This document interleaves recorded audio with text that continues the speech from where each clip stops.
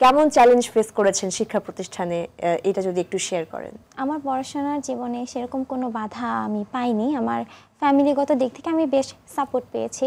তবে শুধু যে ক্যাম্পাসের কথা বলবো তা না, আমার বাহিরের দিক থেকে অনেক ধরনের অনেক সমস্যা আমাকে ফেস করতে হয়েছে। পড়াশোনার একটি চাপ, তো নানান দিক থেকে দেখা যায় যে চলাফেরার দিক থেকেও অনেক সময়, যেহেতু আমি একজন নারী, চলাফেরার দিক থেকে অনেক সময় বাধাগ্রস্ত হয়েছি।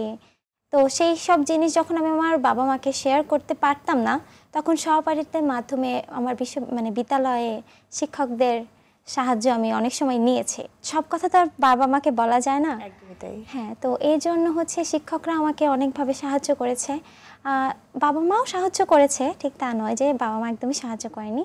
তবে চেষ্টা করেছি যে নিজেকে মানসিকভাবে তৈরি করার জন্য, ভবিষ্যতে চলার জন্য। একদমই তাই। এই যে শেয়ারিং এর জায়গাটা, যে আমার মন খারাপ লাগছে বা আমি একটা চাপ অনুভব করছি, প্রথমে কিন্তু সহপাঠীদের মাধ্যমেই সেই বিষয়টা সামনে আসে। শিক্ষকদের সাথে কতটুকু আসলে আন্তরিকতা, একটা সম্পর্ক না থাকলে কিন্তু এই ব্যারিয়ারটা আসলে পার করা যায় না। তো সেটা কতটুকু আসলে পেয়েছেন, সহযোগিতামূলক আচরণ বা এই বিষয়গুলো? যখন ছোট ছিলাম সেটা তো আর শিক্ষকদের সাথে অত ফ্রিলি ভাবে আমরা শেয়ার করতে পারতাম না। এখন যখন আমরা একটা পর্যায়ে চলে এসেছি, যেমন ধরি আমার কলেজের কথাই বলি, যখন আমি আমার কলেজে যখন উঠেছি অনেক ধরনের সমস্যা ফেস করেছি। যখন সহপাঠীদের মাধ্যমে আমাদের মোহাম্মদপুর মহিলা কলেজের কথা বলছি, সেখানে হচ্ছে একটি কমিটি আছে, কাউন্সিলিং কমিটি।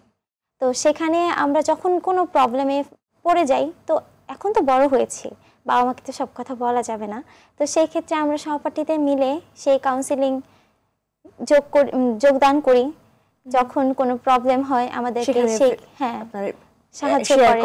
সাহায্য করে যে কিভাবে তুমি এই প্রবলেমটা থেকে কামব্যাক করবে।